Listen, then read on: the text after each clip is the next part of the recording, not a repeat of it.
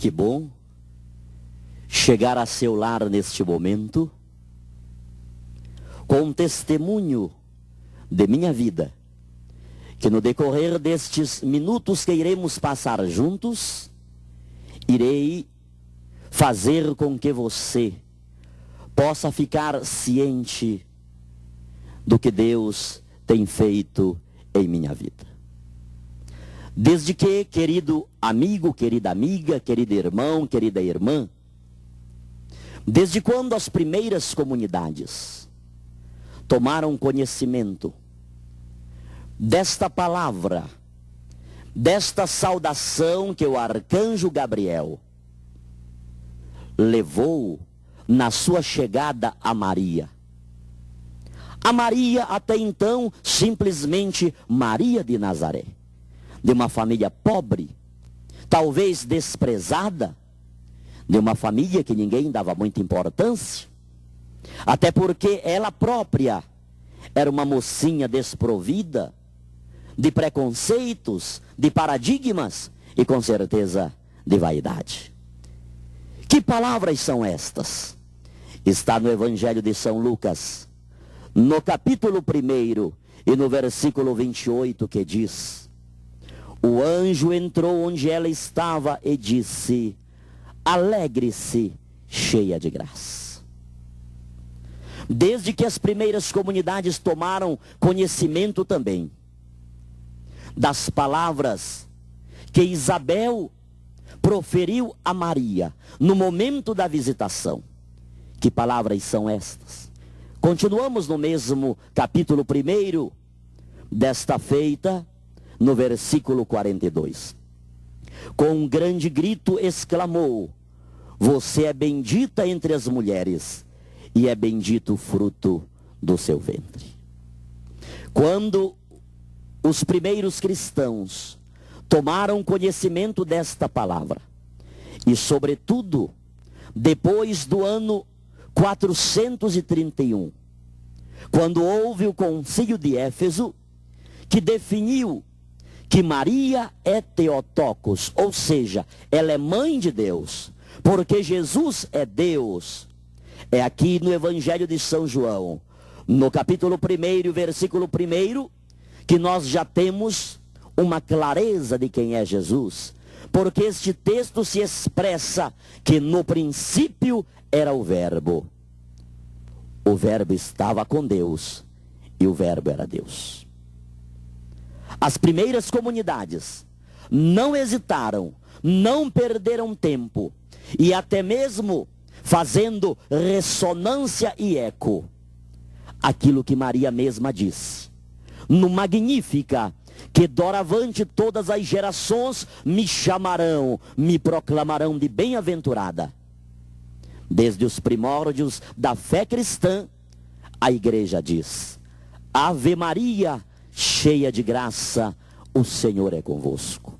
Bendita sois vós entre as mulheres, bendito é o fruto do vosso ventre, Jesus.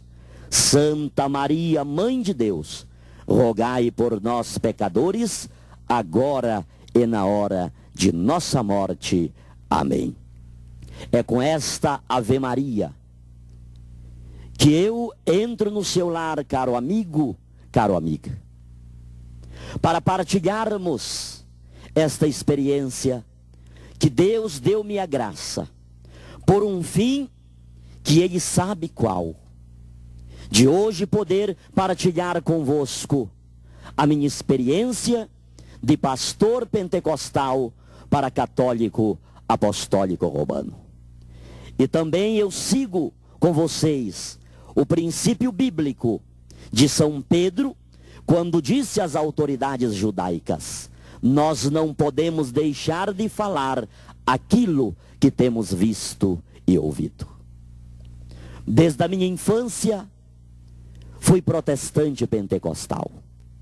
Nasci no protestantismo e lá vivi quase 30 anos de minha vida. Desses 30 anos, passei 9 anos como pastor, 5 anos como pastor evangelista e 4 anos como pastor titular. Desde a minha infância, Deus deu-me a graça de ter na minha companhia uma mulher, chamada a irmã Elza Albuquerque, a mãe que Deus colocou na minha história, a mãe que no seu ventre eu fui gerado. E esta mãe deu-me uma criação segundo a Bíblia, a palavra de Deus. Aprendi a ler na Bíblia. Foi mamãe que ensinou-me a orar. Foi mamãe que ensinou-me o amor pela igreja.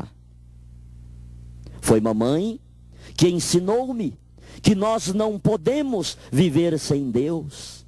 E para que esta criação fosse autêntica, mamãe empenhou todos os seus esforços, ensinando-nos o caminho de Jesus Cristo. E lá aprendi coisas maravilhosas, coisas belas, que anos dourados, que anos risonhos, que anos tão belos foram aqueles que passei no protestantismo pentecostal. Todavia, algumas coisas faltaram eu aprender. Destas coisas que faltaram eu aprender, destaco duas. Não conhecia a Eucaristia. Não conhecia a presença real de Jesus no Santíssimo Sacramento do altar, em corpo, em sangue, em alma e em divindade. A segunda coisa, não conhecia também a figura de Maria. O que Maria era para mim, como vou cantar depois em uma música, foi uma serva que depois morreu, acabou-se, está sepultada. Uma mulher como qualquer uma outra. Hoje, pela graça de Deus, tenho a oportunidade de conhecer, claro que não como deveria. Reconheço que, como católico, muita coisa ainda falta para eu conhecer sobre a figura de Maria, sobre a pessoa de Jesus Cristo, sobre a doutrina da Igreja Católica. Todavia, o pouco que conheço tem servido para solidificar a minha fé, para solidificar a minha caminhada de católico apostólico romano.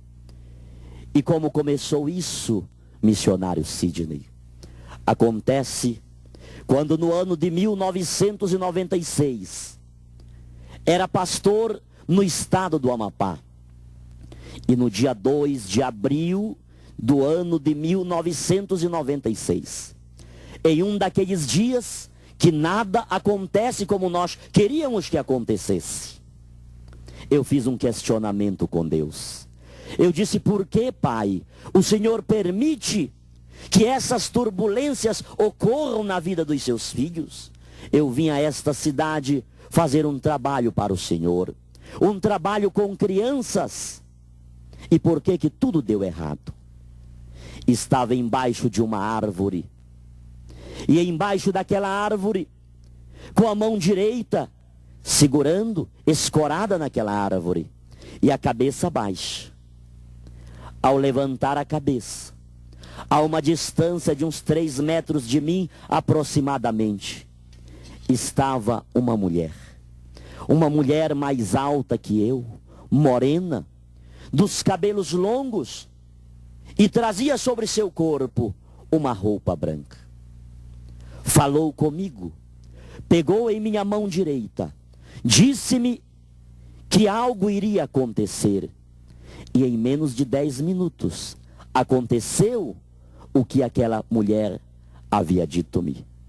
Todavia, após ela falar comigo e pegar em minha mão direita, ela passou aqui pelo meu lado esquerdo.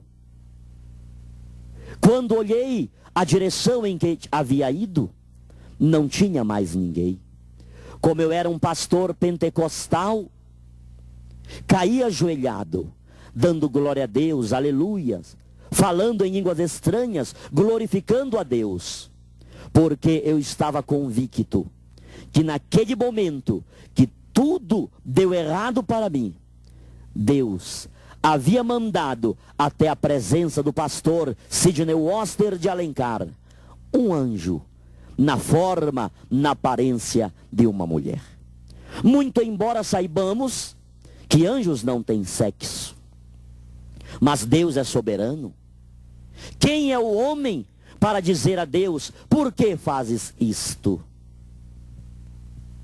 Fiquei glorificando a Deus. Em menos de 10 minutos, o que ela falou que iria acontecer, aconteceu. Contei para vários pastores, e todos eles comungaram comigo, inclusive minha esposa, que havia sido um anjo na aparência de uma mulher. Quase 2 anos transcorrem-se deste acontecimento. Continuei pastor, mais convicto, mais autêntico, mais destemido. Porém, quase 2 anos após este fato, esta mesma mulher, esta mesma figura feminina, vai aparecer-me por uma segunda vez, diferente da primeira vez. A primeira vez foi ao vivo e a cores, ela pegou em minha mão. Mas na segunda vez, foi em um sonho. E naquele sonho, ela disse-me: eu te escolhi, não temas. Tu converterás multidões antes do grande acontecimento. Encontrarás um que tudo te explicará. Muitas lutas enfrentarás, mas terás a vitória. O que tu queres, não te preocupes. Tudo será resolvido. Acordei, era madrugada do dia 16 de dezembro de 98. Eu estava de viagem ao estado do Maranhão, a capital daquele estado, para pregar em um evento do Círculo de Oração. Chamei minha esposa, que dormia a meu lado, contei o sonho e ela disse-me: escreva essas palavras. Passei para o papel, mas veio-me uma inquietação. Por que a inquietação? Porque esta figura feminina, que na minha concepção até então era um anjo na forma de uma mulher, desta feita no sonho, ela apareceu ao lado de uma imagem católica. Depois eu fui saber que tratava-se da imagem de Santa Isabel de Portugal. Eu disse: Deus, se é um anjo, o porquê o Senhor permite que apareça ao lado da imagem desses católicos? Coisa que eu detestava, porque segundo a minha hermenêutica bíblica, a minha exegese bíblica, os católicos adoravam imagens. E por que eu pensava desta maneira? Porque eu só lia na Bíblia aqueles textos que Deus proíbe fazer imagens, aqueles versículos que Deus manda fazer imagens, e por sinal colocar no lugar mais santo do templo, eu não lia. Você lembra quando Deus mandou Moisés fazer 2 querubins de ouro batido e colocar sobre a arca da aliança? A arca era a coisa mais sagrada que tinha. Você lembra? Quando Deus mandou Moisés fazer a imagem de uma serpente de bronze e colocou na ponta de uma estaca? Você lembra quando Deus disse para Salomão construir o templo, colocando muitas imagens, muitos enfeites, inclusive imagens de bois? Quantas vezes eu usei o Salmo 115 na Bíblia grega, na Bíblia hebraica, é o 114, para condenar os católicos, para dizer que o Deus deles tem boca e não falam. O Deus dos católicos tinham ouvidos, mas não escutavam. Tinham pés, mas não andavam. E os católicos tornavam-se semelhantes às imagens que eles mesmos fabricavam. Mas eu não tinha esta compreensão, este entendimento. Por que, Pai, este anjo vai aparecer-me ao lado da imagem desses católicos? A confusão foi tal que eu tive que procurar o padre dos católicos. Enquanto aguardava o padre dentro da igreja, que disseram-me que iria chegar às 9 horas da manhã, vi uma cena dentro daquela igreja que deixou-me escandalizado. Próximo ao altar estava uma mesa, e sobre aquela mesa estava um objeto dourado semelhante a um cálice. Não passava pela minha cabeça que era uma âmbula. Não passava por minha cabeça que aquelas poucas senhoras que estavam dentro da igreja estavam fazendo adoração ao Santíssimo Sacramento. Quando vi aquilo, ponderei: Deus trouxe-me aqui para que eu visse esta cena ridícula. Essas mulheres chamando de Deus para um objeto que assemelha-se a uma panela. Por que eu disse aquilo? Até aquele momento era uma ignorância. Eu não sabia o que havia dentro da âmbula. Eu só estava olhando a âmbula pelo lado de fora. É o nosso mal. Por isso que às vezes não conhecemos a igreja, porque só olhamos superficialmente, pelo lado externo. Somente quando nós quebramos o coco é que nós vamos tomar da água e comer da carne do coco, como dizia o saudoso Dom Helder Câmara. Vou lá e irei dizer para essas mulheres que isso nunca foi, não é e jamais será Jesus. Com 4 metros que estava aproximadamente daquela mesa, onde estava aquela âmbula, que até então para mim não passava de uma simples panela dourada. A 4 metros de distância daquela mesa, em cima daquela âmbula, estava uma bola de fogo, mais ou menos desse tamanho.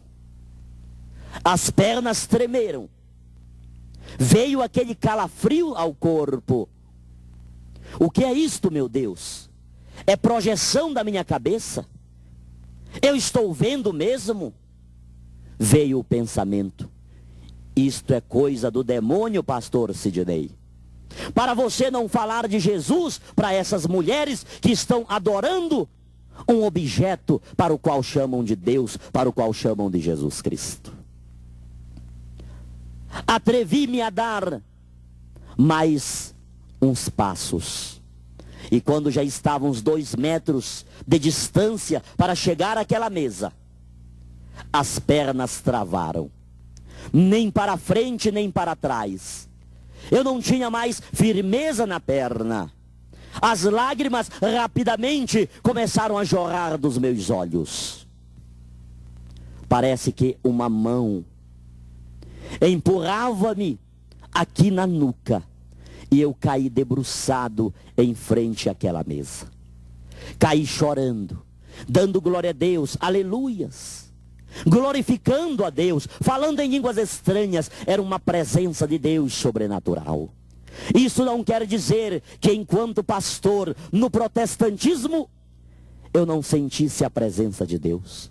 Mas o que estava acontecendo comigo naquele dia era algo inédito, até então jamais por mim vivido. Fiquei lá chorando, sentindo aquela presença sobrenatural e desfrutando daquele oásis, daquele paraíso que Deus fazia existir em minha alma dentro daquela igreja católica apostólica romana. Foi exatamente naquele dia, o primeiro dia que entrei em uma igreja católica, o dia 16 de dezembro de 1998, que eu tive a plena certeza que Jesus Cristo, Ele sempre esteve vivo, com poder, com grande glória, dentro da Igreja Católica Apostólica Romana. Quando levantei dali, estava claro no meu coração: jamais, jamais vou dizer, eu estou salvo. Quem é da minha igreja está salvo. Os católicos estão todos no inferno. Deus dava-me a graça de saber que Ele estava ali presente. E como não poderia estar em uma igreja que Ele mesmo fundou? Em uma igreja que Ele mesmo disse a Pedro: tu és Pedro, e sobre esta pedra eu edificarei a minha igreja, e nem as portas do inferno prevalecerão contra ela. Nunca mais, Jesus, vou humilhar os irmãos católicos. Nunca mais vou convidá-los para aceitar Jesus, para deixarem a Igreja Católica e entrar para a minha igreja. É exatamente aí que tive a felicidade de encontrar o padre Cláudio de Souza Barradas, que foi meu pároco na cidade de Santa Isabel por 3 anos. Contei estas experiências, estes acontecimentos, e o padre Cláudio Barradas levou-me então aos bispos da Arquidiocese de Belém do Pará. E eu tive que contar estes e outros acontecimentos em detalhes. Foram quase 5 horas de conversa. E depois que tudo contei, o bispo pediu licença, reuniu-se com outro bispo e alguns padres que lá estavam. Quando retornou, ele disse: pastor, pela sua história, pelos fatos que transcorreram-se em sua vida, chegamos à conclusão que pode ter sido uma aparição de Nossa Senhora. Ninguém afirmou que era. O arcebispo não disse que é. Ele disse: pode ter sido uma aparição de Nossa Senhora. Fiquei surpreso, mesmo em meio àquela exclamação do bispo. Ele não convidou-me para ser católico. Ele não usou esta situação para dizer: você está vendo, é Nossa Senhora que aparece, e já apareceu tantas vezes, e está aparecendo agora para vocês protestantes, para vocês pastores, para vocês deixar a igreja de vocês e virem para a Igreja Católica. Continuou conversando comigo, almoçamos.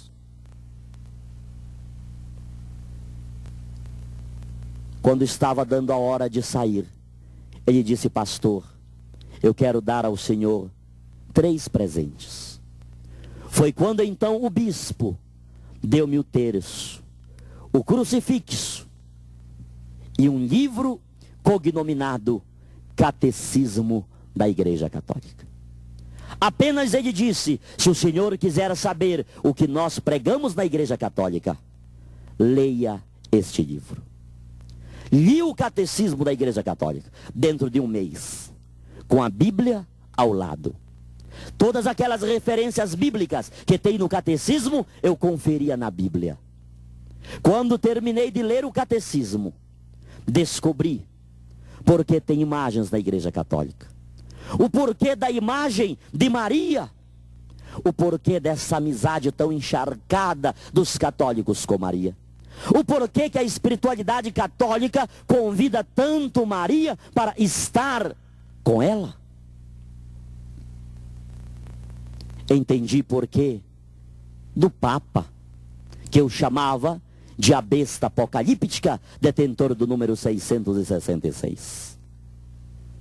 Verdadeiramente, a Igreja Católica é a Igreja de Jesus Cristo. É uma igreja que tem 2000 anos de história. Agora eu compreendo o porquê do terço, o porquê de Maria, o porquê daqueles questionamentos todos que eu fazia em acusações contra o catolicismo. Todavia, eu não vou ser católico. Vou continuar na minha igreja, onde sou pastor.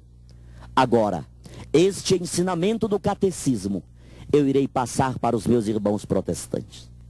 O meu objetivo não era fazer com que os católicos, os protestantes, adorassem Maria.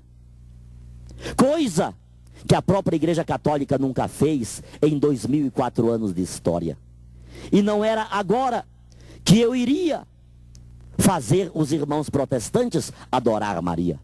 O que eu queria era que os meus irmãos protestantes, onde eu era pastor, tivesse, se não a veneração que os católicos têm por Maria, mas que tivesse o respeito por ela. Porque ela não foi uma mulher qualquer. Ela foi uma mulher escolhida por Deus para ser a mãe de Jesus Cristo, o nosso Salvador, aquele que morreu na cruz para levar o homem de volta a Deus. Eu não queria que os meus irmãos protestantes tivessem essa mesma amizade por Maria. Eu queria apenas respeito. Todavia, quando comecei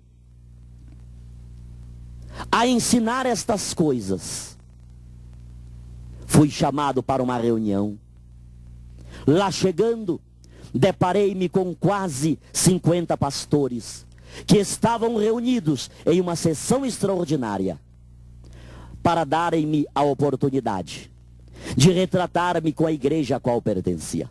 Ou deixava de falar sobre Maria, ou então eu seria naquele dia afastado, disciplinado da convenção a qual pertencia. Foi quando então disse para todos aqueles pastores lá presentes: se pelo único motivo de eu estar falando sim de Maria, eu tenho que retratar-me, senão serei afastado, saibam os senhores, que entre o continuar a pregar o sim que Maria deu ao projeto de Deus, e entre o continuar a ser pastor protestante, a partir de agora, eu estou deixando de ser pastor protestante para ser católico, apostólico romano e continuar a pregar o sim que Maria deu ao projeto de Deus. É exatamente aí que fiz esta música que irei cantar para você agora. Quem é esta mulher?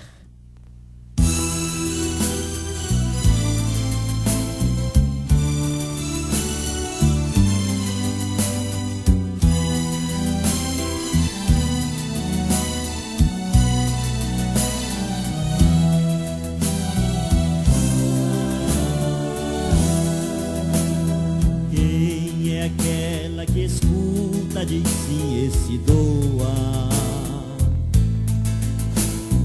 Quem é que entre as mulheres foi a mais pura pessoa? Quem pôde ser a escolhida para ser mãe de Jesus e da igreja também? Procurei, porém não encontrei igual a ela ninguém. Quem é esta que avança suave, transmitindo esperança? Quem é esta que amamentou a mais pura criança? Quem é esta que é cheia de amor, mas ao chegar a dor fica em pé junto à cruz? Essa mulher não é uma qualquer, é a mãe de Jesus. Quem é esta que diz façam tudo o que ele mandar? Quem é esta mais que qualquer outra sabia se entregar?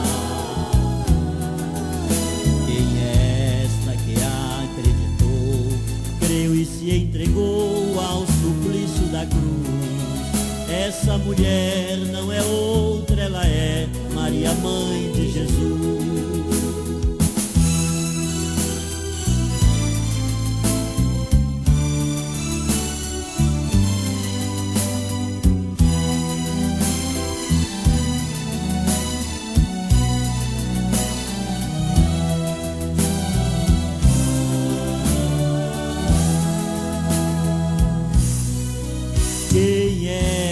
que avança suave, transmitindo esperança?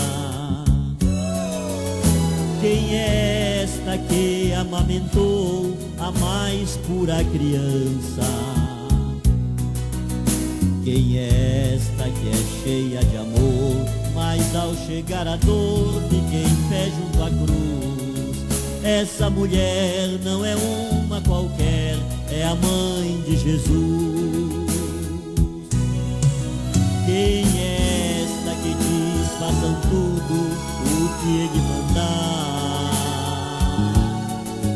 Quem é esta mais que qualquer outra sabia se entregar? Quem é esta que acreditou, creu e se entregou ao suplício da cruz?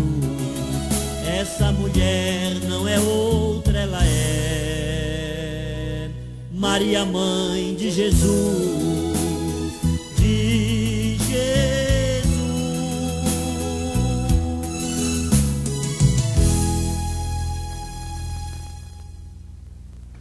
Quem é esta mulher?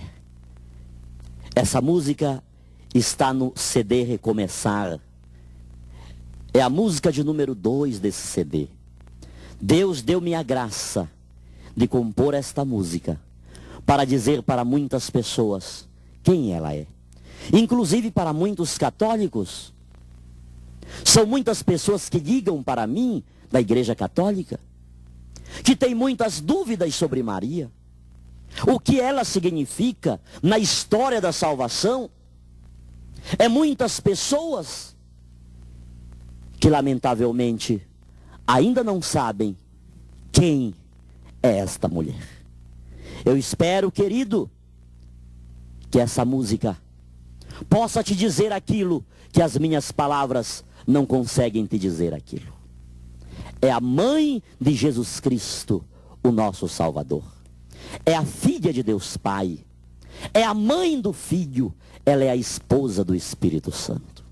Que grandeza ela ter sido a escolhida de Deus por sua obediência. Diante desta minha saída, desta minha decisão, vem um preço muito alto. Um preço que tudo perdi. Inclusive, o relacionamento com minha mãe, que até então era tão sólido, tão autêntico, tão consistente, agora estava abalado. Porque minha mãe não aceitava o fato do seu querido filho, que ela tanto fez para educar nos caminhos do Senhor, que tudo fez para que fosse pastor, agora dizer que era católico foi muito difícil, foi muita dificuldade. Além desta dificuldade, teve também uma outra dificuldade com a minha esposa, porque ela disse que nem mesmo minha mãe estava do meu lado, nem mesmo minha mãe tinha conseguido perdoar, aceitar aquela situação, e ela também não aceitaria. E o sinal de sua não aceitação é que ficamos 1 ano e meio separados. Passei um deserto, um momento muito cruciante dentro da Igreja Católica. Por quê? Dentro da Igreja Católica, eu era vítima de uma tão grande desconfiança, de uma tão grande rejeição, porque muitos diziam que eu era um espião dentro da Igreja Católica, que eu queria ganhar a confiança dos católicos para depois levá-los a uma igreja protestante. Outros ainda diziam que eu queria saber defeitos dos católicos, de padres, de freiras, de bispos, para depois escrever um livro. Aquilo era tudo uma armação. Era uma rejeição tão grande. É exatamente nesta época que o pastor Sidney de Alencar, ele vai engraxar sapato no terminal rodoviário de Belém do Pará, lá em São Brás. É nesta época que o pastor Sidney de Alencar vai dormir em cima de papelão sobre um estrado de cama. Era rejeição dentro do catolicismo e perseguição do lado protestante, sobretudo da minha família. E diante da situação que estava vivendo, muitos pastores chegavam comigo para dizer: você está vendo? Essa é a situação do homem que deixa Jesus, que deixa os caminhos de Deus. Você não passa de um trapo humano. Você é o sinônimo da miséria. Um homem que tinha uma boa projeção. Quantas pessoas não me conheceram? Quantos não me conheceram do livro A Batalha de Davi, o Gigante Filisteu? Quantos não me conheceram daquele outro livro, Do Exílio ao Poder? Quantos não me conheceram de rádios, de televisão? E agora, estava naquela situação? Mas eu voltei àquela igreja onde caí diante de Jesus sacramentado. E quando cheguei naquela igreja, um trapo humano, cheio de dores, cheio de mágoas, diante do que estava enfrentando, do que estava vivendo, coloquei-me embaixo do sacrário. E diante de Jesus sacramentado, eu começo a fazer um pedido: ajuda-me a superar todas essas dificuldades. Não permita, Senhor Jesus, que eu venha perder a minha fé. E enquanto eu estava embaixo do sacrário, colocando as minhas dificuldades, as minhas ansiedades, as minhas limitações diante de Jesus, eu sentia como que eu estava jogando-me nos braços de alguém.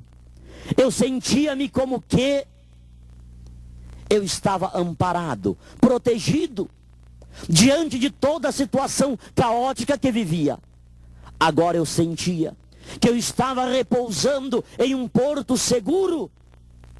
Eu era como um navio que depois de uma longa tempestade em um oceano, ele consegue chegar a um porto seguro. E esse porto seguro foi Jesus. E é exatamente ali, embaixo do sacrário, que eu fiz, que recebi a inspiração para fazer esta música, que neste momento eu vou cantar para você. Quem sabe a situação que vivi é a situação que você está vivendo agora. Quem sabe porque você colocou sua confiança em tantas pessoas, em tantas coisas, agora você está aí nesta depressão, nesta tortura, nesta tristeza, nesta ansiedade, que você não sabe como dela sair. Querido irmão, querida irmã, amigo, amiga, só Jesus pode te fazer feliz. É para você esta canção que agora irei cantar.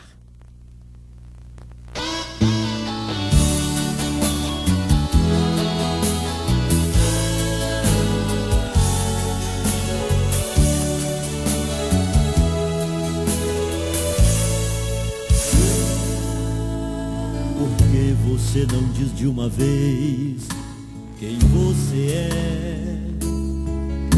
Por que você não diz de uma vez tudo que você quer? Será que você sabe o que realmente é? Será que você sabe o que realmente você quer? Talvez você procure alguém que lhe abrace igual ou mais que ninguém. Só Jesus pode lhe fazer alguém. Se jogue em seus braços, receba o abraço que tira o cansaço e que faz ser feliz. É no seu regaço que firmo os meus passos e que sou feliz. Eu me jogo em teus braços, me dá teu abraço, que tira o cansaço e que faz ser feliz. É no seu regaço que firmo os meus passos e que sou feliz.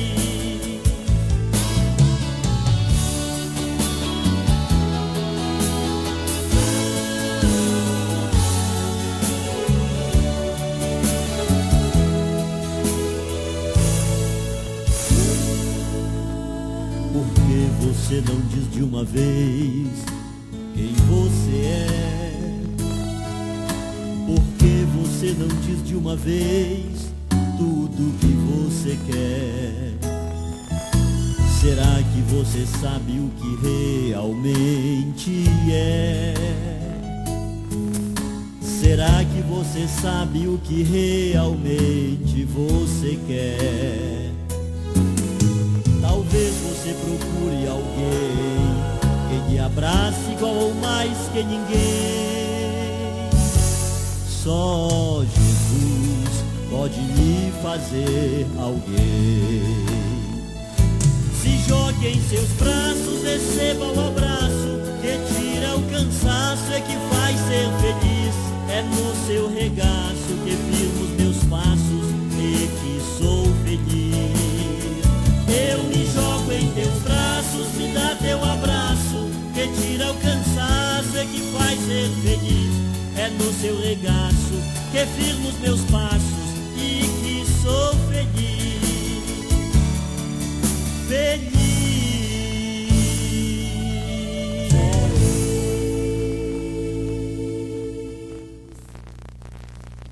Que bom estarmos nos braços de Jesus. Que bom confiar em Jesus. Aqueles que confiam no Senhor, já dizia o salmista, é como o monte de Sião que não se abala, mas permanece firme para sempre. Continuei confiando, insistindo que Deus iria restaurar a minha história. 1 ano e 3 meses, naquele suplício, naquela desilusão talvez, por causa das amizades, as pessoas que mais diziam amarem-me, agora viraram as costas para mim. E pessoas tão íntimas, tão queridas. Mas com 1 ano e 3 meses, mamãe manda me chamar para ir à sua casa. Lá chegando, mamãe abre os braços, chorando, abraça-me e diz: meu filho, perdoa-me. Porque quando todos te viraram as costas, eu também virei. Eu fechei as portas desta casa, que é sua também. Perdoa-me, filho, porque eu estou convicta que você só está na Igreja Católica hoje porque Deus colocou você dentro da Igreja Católica Apostólica Romana. Agradeci a Deus, mas ainda faltava a minha esposa, faltavam os meus filhos. 3 meses depois deste acontecimento, fui convidado para pregar em uma paróquia. E quando o padre dava-me o microfone, uma ministra de Eucaristia levava-me um recado para que eu fosse lá fora atender uma mulher que estava chorando, desesperada, e dizia ser minha esposa. Perguntei como ela era. Disse-me a ministra, uma morena, alta, forte. É minha esposa. Morena, alta, forte, é as características físicas da minha esposa. Pedi licença ao padre e às pessoas que estavam naquela igreja. Acompanhei aquela ministra e de longe olhei, próximo ao muro, com uma mão segurando a grade do muro e a outra sobre o peito, era minha esposa, que em meio às lágrimas respondeu a minha pergunta: eu vim aqui para pedir-te perdão por tudo que fiz.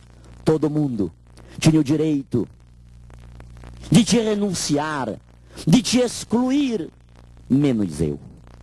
Nem a sua mãe fez o juramento que eu fiz. Eu prometi estar a seu lado na tristeza, na fome, na doença, em todos os momentos difíceis. E eu não fui fiel a Deus. Eu vim aqui para pedir perdão a você por tudo. E dizer também que se você aceitar-me de volta, a partir de agora, eu quero ser católica, apostólica romana junto com você. Foi o presente de Deus que Ele concedeu-me. E esta é a grande razão que me faz cortar o Brasil de norte a sul, de leste a oeste, e dizer, sem medo algum, que dentro da Igreja Católica Apostólica Romana, Deus está fazendo maravilhas. Está restaurando famílias, curando doentes, libertando pessoas oprimidas, pessoas que outrora eram escravizadas, pessoas que outrora estavam distantes de Deus. Muitas destas pessoas estão encontrando-se dentro da Igreja Católica Apostólica Romana, porque em 2004 anos ela prega uma mensagem: em nenhum outro há salvação. Em cima nos céus e embaixo na terra não existe outro nome dado entre os homens pelo qual importa que possamos ser salvos. Logo em seguida, tive a graça de Deus de ter como meu diretor espiritual o bispo da prelazia do Marajó, Dom José Luiz Ascona, que desde que entrei à Igreja Católica, ele acompanha-me.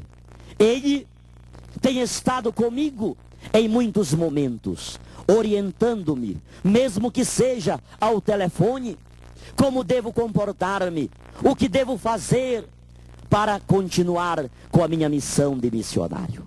Sou feliz, sou grato, sou agradecido a Deus, porque Ele colocou Dom José Luiz Ascona em minha vida como meu pai, como meu diretor espiritual. Hoje, ando pelo Brasil, pregando a palavra de Deus, dando esse testemunho, cantando, exaltando a Jesus Cristo, pelas muitas maravilhas que Ele faz em nossa vida.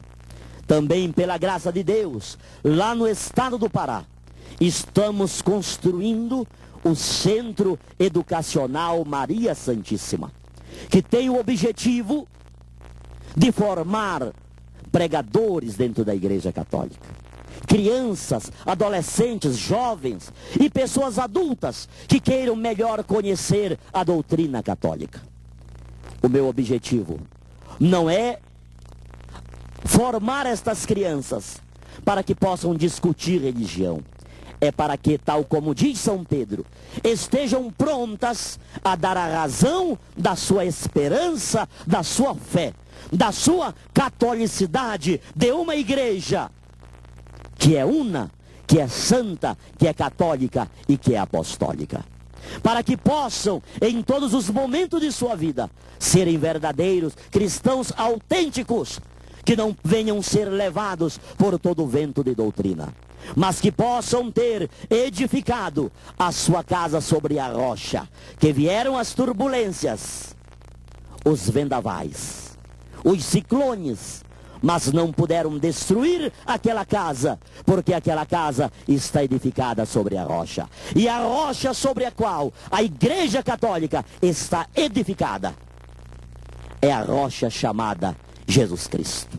Esta rocha, é este rochedo, esta fortaleza que eu anuncio pelo Brasil, que eu comungo da mesma ideia da Igreja Católica. Anunciar Jesus, centro da vida da igreja.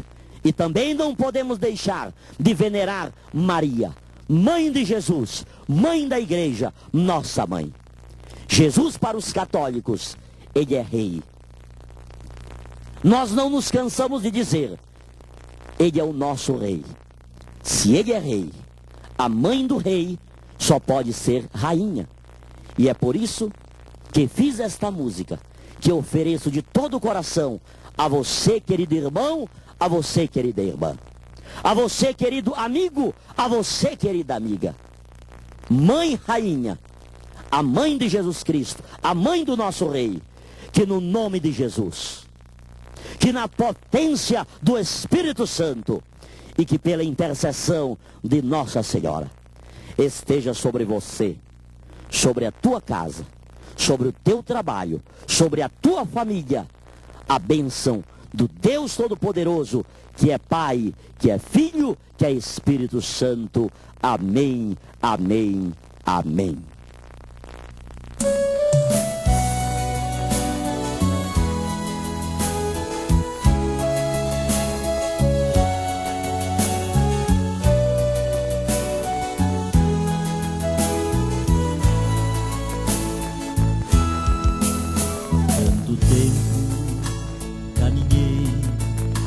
sem te conhecer.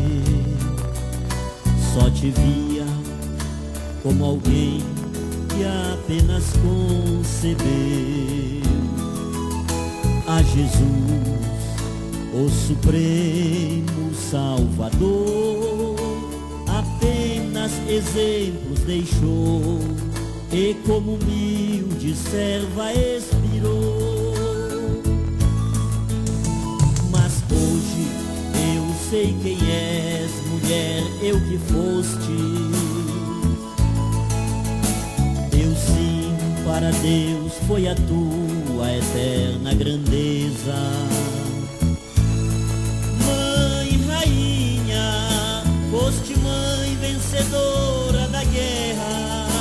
Hoje és venerada na terra, eu também digo bendita és. Ao dizer para Deus, faça a sua vontade, te entregaste para Ele de todo o coração. Tua vida nesta terra não foi expulsão, foi a mais dolorosa missão que só tu, mãe, por mim suportou. Mas hoje eu sei quem és, mulher, eu que foste. Eu sim, para Deus foi a tua eterna grandeza. Mãe, rainha, foste mãe vencedora da guerra. Hoje és venerada na terra, eu também digo bendita és. Te venero, eu te amo e eternamente, ó mãe.